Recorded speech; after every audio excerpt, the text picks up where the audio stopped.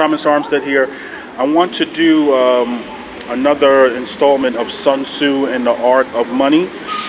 And I want to go back to the moral influence. So we'll call this Sun Tzu and the Art of Money, the Moral Influence Part 2. A good friend of mine pointed out a book called Power versus Force. And the classic example is Gandhi, Mahatma Gandhi, who I absolutely love and cherish seeing his statue in Union Square in New York.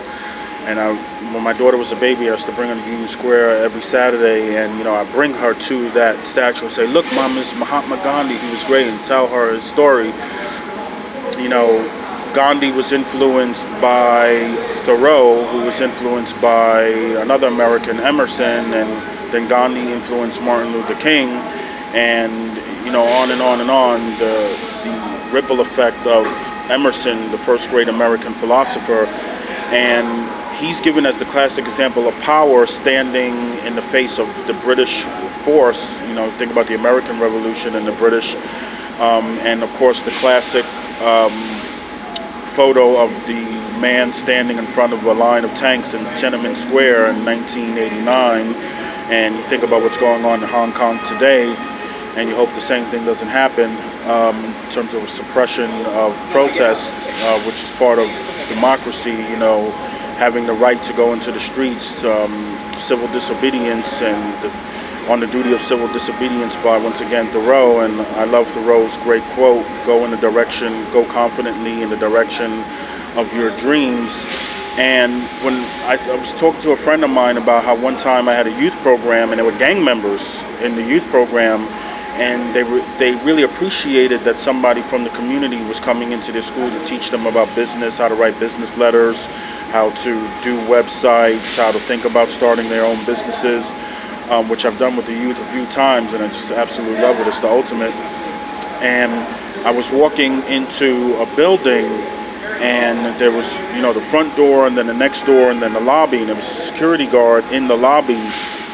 And these two gang members were coming out of the building, and they both, one snapped to attention and held one door open for me, and the other one snapped to attention and held the other door open for me.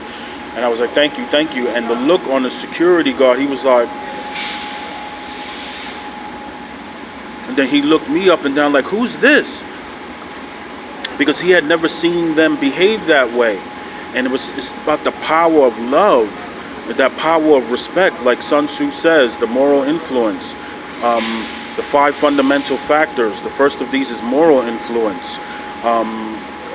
Those who have moral influence, how does it go? I want to quote it exactly. By moral influence, I mean that which causes their people to be in harmony with their leaders, so they will follow their leaders in life and unto death without fear of mortal peril. Like these gang members, one of them has a scar across his face. It's horrible, snapping to attention to, open up the door for me, and this security guard being so shocked, as if he never thought in a million years these kids would show someone respect, and then looking at me kind of suspect, like, oh, who's this guy that these gang leaders are, showing respect to? So think about that, power, true power versus force, and leadership, and having the moral authority. Because if somebody is a hated, despised leader, somebody will stab them in the back at the earliest opportunity. But to stab someone in the back who you love and who you respect, and that's why even though there's much about Machiavelli which people get wrong, just as there's much about Clausewitz that people get wrong, when it comes down to it, when you treat people with respect, it's the law of reciprocity. It's very hard for them to not reciprocate. It's very hard not to respect you. And I don't want to talk about myself, but my daughter growing up, she would meet people, because I was always bumping into people in the street. She thought Daddy knows everybody. They would say to her, your father's a great man. Your father's a great man. Your father's a great man. And she said, Daddy, why do people say you're a great man? It's not because I did anything earth-shattering, but I hope that it's because of how I treat people with respect. And, a lot of people talk about, not to get into religion, because I'm not into religion. I consider myself somebody spiritual. It's like